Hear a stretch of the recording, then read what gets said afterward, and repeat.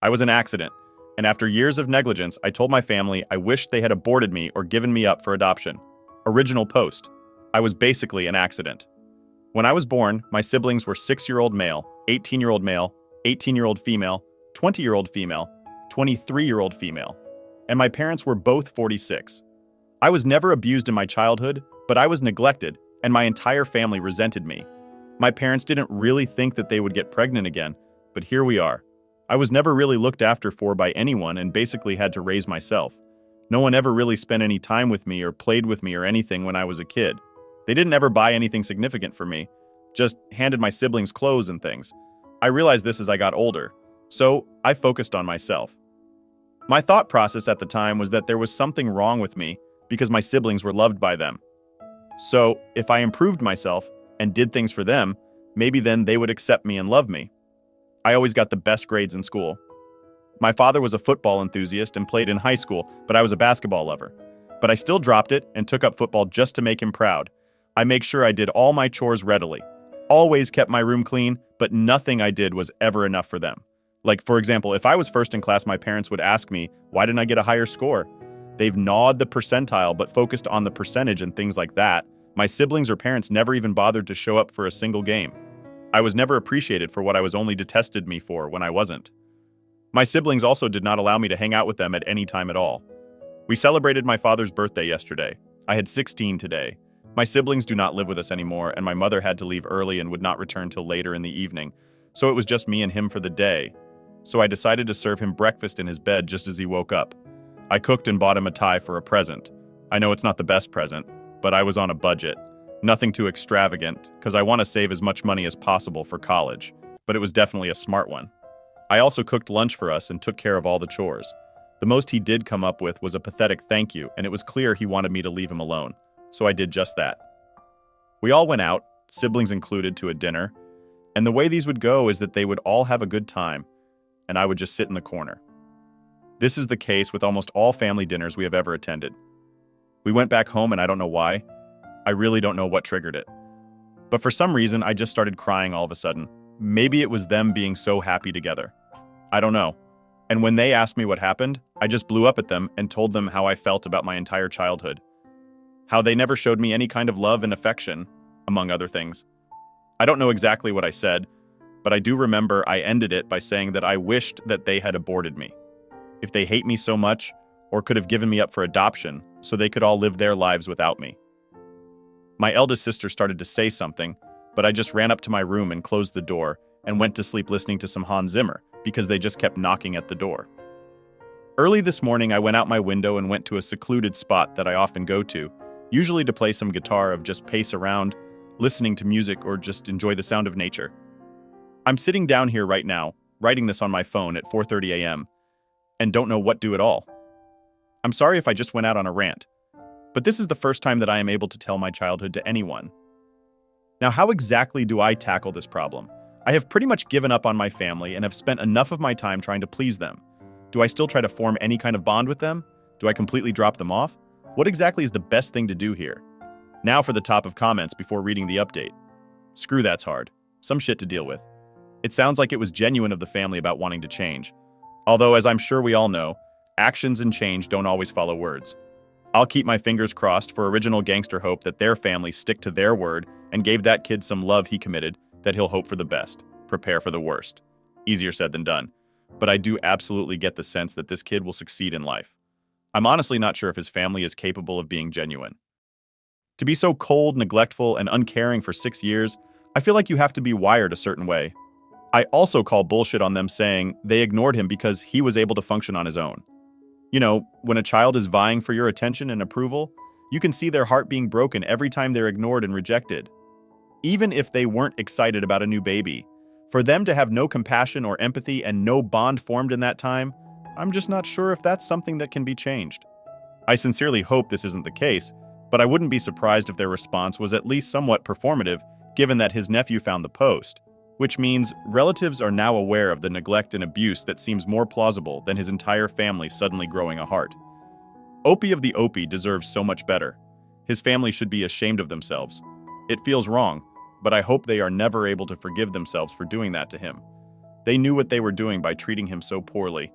I'd be willing to bet they barely considered him a person, much less a child or family member. He said he isn't ready for therapy, but I think it would benefit him, and I hope he gives it a try someday.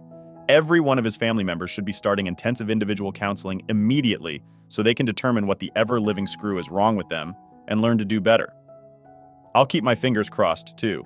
You raised some good points about seeing the heartache on the kid's face and stuff. I'm not a parent, so I didn't think of that.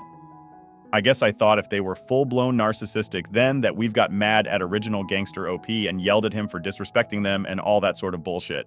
But it's impossible to tell from a single Reddit post. I think it's just all about hope for the kid now. They're strong, and I reckon they're going to do well in life with or without their fam. Now for the update. First of all, I want to thank everyone for the amount of support that you guys have given. It was really overwhelming, and I can't express in words how much that meant to me. I was reading all the comments and everything till about 11 to 12, then decided to go home to face the family. I arrived home to quite a melancholic environment. As soon as I arrived, the first thing they all did was hug me, which honestly surprised me. This was probably the first time in years they were showing me any kind of affection. They had prepared some food for me, and after I ate, we all had a talk. My oldest nephew, 2 years younger than me, who often reads posts from this sub, saw it and showed it to my sister. They all, first of all, apologized for the way they treated me. They confirmed that I was an accident and none of them wanted to deal with another baby. And I basically screwed up their life plans. They didn't board it this way. They didn't really want to do anything with me, so they just started ignoring me because I never seemed to need anything from them. Their reasoning was that I was always doing great in life. I always did my chores on time, kept my things neat and clean as a kid, always got good grades, never complained about anything, did great in sports.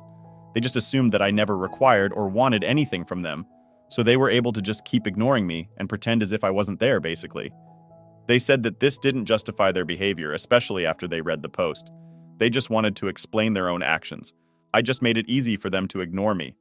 They all asked me to forgive them for alienating me, and they said that they would do their best from now on to make me feel as I was a part of the family.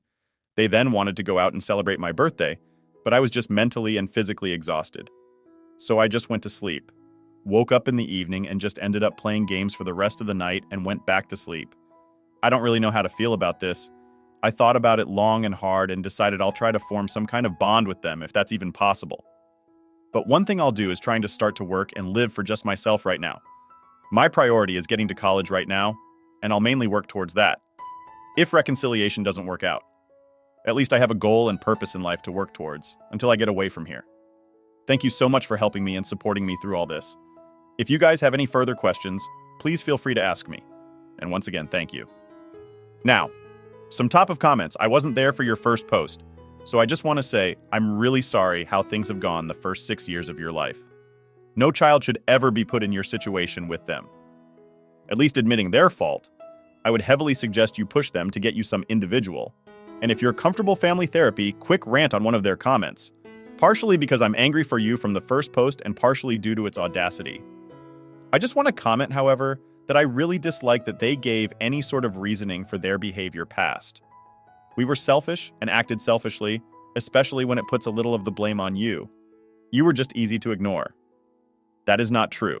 No matter how they try and justify it, it doesn't matter how much maintenance you require. A child who is fairly independent and self-sufficient will still get all the love and positive attention they need in a healthy family. The virtue of being your parent should have gotten you the love and attention required. You repeatedly tried to get their attention in a positive way that shouldn't have been needed. Put effort into learning your father's interests made their birthday special and many more acts, I'm sure, with no reciprocal acts. It's their own selfishness, and only their selfishness, that denies or denied you. Please do not take their reasoning comments to heart. What probably ended up happening was your family had a hard look at themselves and thought, holy shit, how did we let it get this bad? But because they probably don't think they're that bad a person to neglect a child for 6 years, they went with, well, if they truly needed help, we would have given it them. It is rude to say they would done differently if you had acted differently. It shifts blame from their unacceptable actions to your behavior you did or didn't do. Preach. Of course, they blame it all on you. They're still being selfish. And not just rude, but so callous. A teen who's remarkably in touch with his feelings finally pauses hard out to them, and all they can do is victim blame. And what if Opie hadn't been the perfect child? I shudder to think how he would have been treated, because their love isn't even conditional. Yikes. Story to update. Wife told me someone else is her soulmate. Original post. My wife M met her best friend, Chuck, in high school. They became close friends, and Chuck came out to him as gay and was supportive. A year or so later, Chuck came out to his parents. They disowned him and kicked him out. And Chuck ended up living with M and her parents for the rest of high school. M and I started dating after college, and she told me all about Chuck and how close they were, and how he was like a brother. I met Chuck, and we got along and became friends. Chuck is a good guy. At the time, Chuck was dating a guy.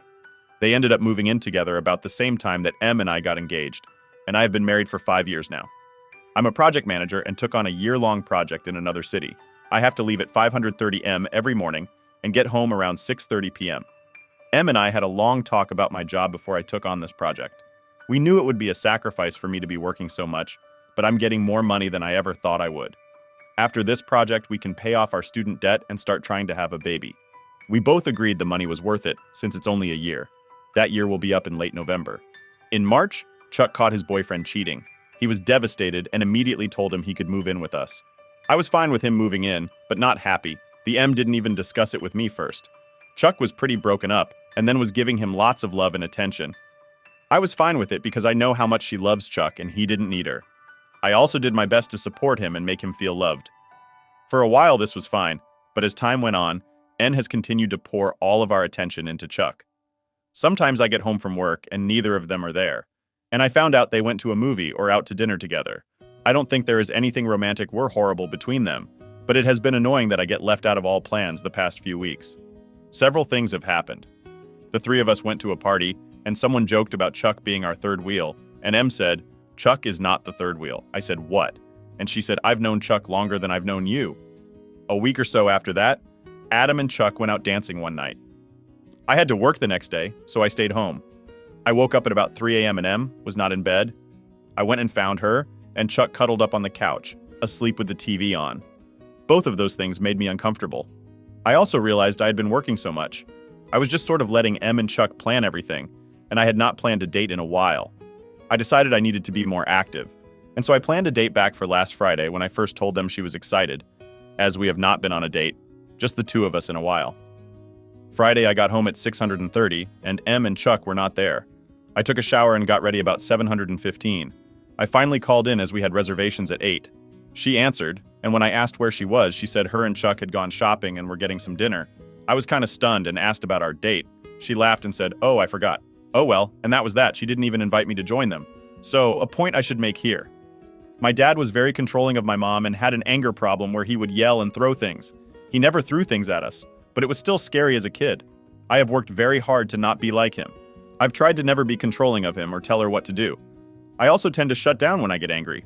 When M forgot our date, I was mad, so I didn't say anything right then. But I knew I needed to address how I was feeling, so later that evening, I told her we needed to talk. I had written down some things so I could stay focused.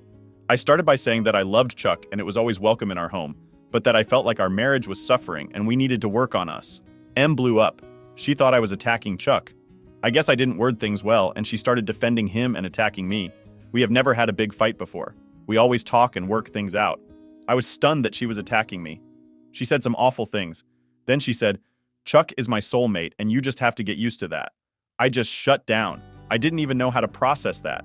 I love him more than anything in the world, but in that moment I realized she loves Chuck more than she loves me. I thought M and I were soulmates, but to hear her say she considers someone else her soulmate has been devastating. I don't remember the rest of the talk. She laughed off after a while and slept on the couch. Her and Chuck left together on Saturday and were gone most of the day. When they got back, she acting like nothing had happened on Sunday. She even made a small joke and batted her eyes at me, something she does when she's flirting with me. Normally I love it, but this time it just made me sick. I told her this was a busy week at work and I was just going to stay in a hotel near the job site, something I have done a few times before. So I haven't seen her since Sunday night. I don't know what to do. Typing all of this up has made me realize I am really burned out with all of this travel. Maybe I checked out too much and haven't given her enough attention. What? How do I move forward knowing she will never love me as much as I love her? Minor update. Seeing a bunch of comments from women who say they have more than one soulmate has given me hope. To me, you only have one soulmate. But that's not a word EM or I ever really use, and I just really hope she means it different than how I took it. We have been texting back and forth some this week, and we spoke on the phone last night. It wasn't anything big. She just called and said she missed me and couldn't wait until I got home. I'll be home tonight. I told her we should talk about our fight last Friday, and she agreed, and said she hates that we fought and we need to work it out. She said she loves me. We will be talking tonight, and I guess I'll find out where I stand. Now, for the full update. Update? I made my first post on Thursday when I took the time to think about it all and type it all out. I realize how burned out I have been with this word project. Friday morning, I met with my team and scheduled some time off coming up soon. I'm in a much better headspace just knowing I have that downtime soon. Em and I had a fight on a Friday night. Then I left on Monday and stayed out of town all week for my project.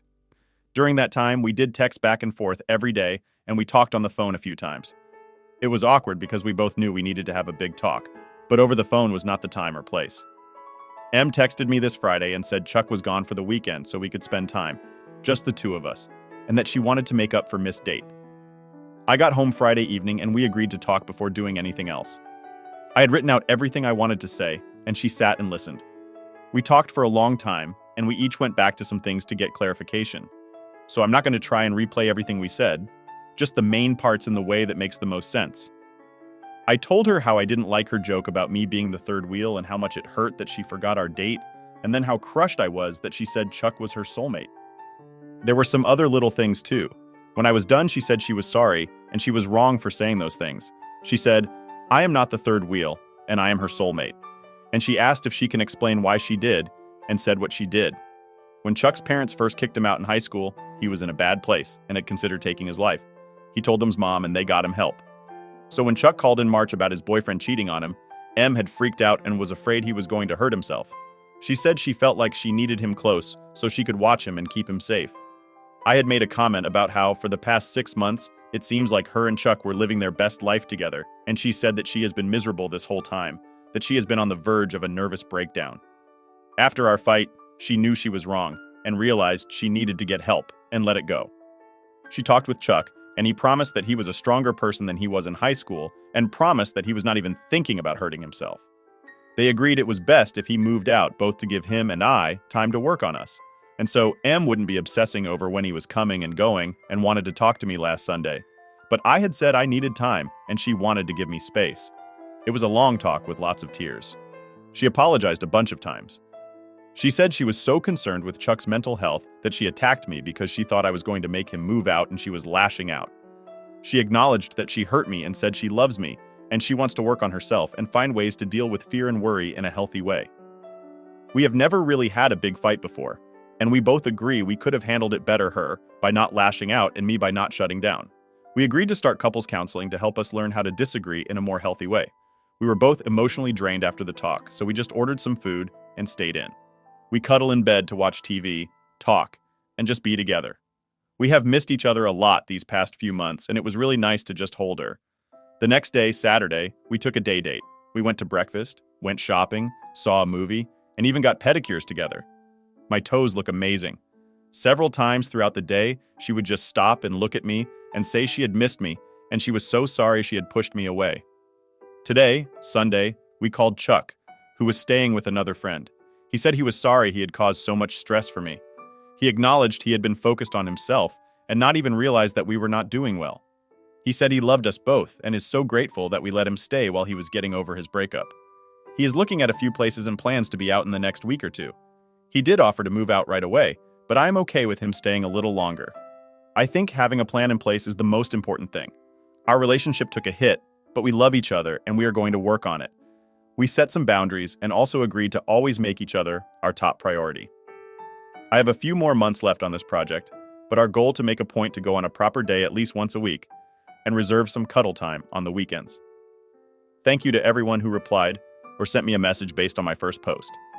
I got some really good advice. I am. Hopefully this experience will make us better and make our relationship stronger. That's all for today. If you are enjoying this story, please like the video and share your thoughts in the comment section down below. Thank you.